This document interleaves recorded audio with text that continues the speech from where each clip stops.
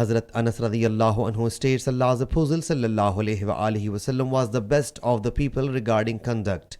One day he sallallahu alaihi wasallam dispatched me for some task. I said, by Allah Jalla Jalaluhu, I will not go, though it was in my heart that I would necessarily go to do what the Prophet sallallahu alaihi wasallam ordered me to do. I set out until I passed by some boys who were playing in the bazaar. In the meanwhile, Allah's Apostle sallallahu alaihi wasallam came and caught hold of my nape from behind me. I looked at him to see him smiling. He sallallahu alaihi wasallam said, "O Unas, did you go there where I asked you to go?" I submitted, "Yes, I am going, O Allah's Apostle sallallahu alaihi wasallam." Hazrat Anas radiyallahu anhu said, by Allah Jalla Jalaluhu, I served him for 9 years. I do not know that I ever did anything. And he sallallahu alaihi wasallam said to me, why have you done it in this and this way?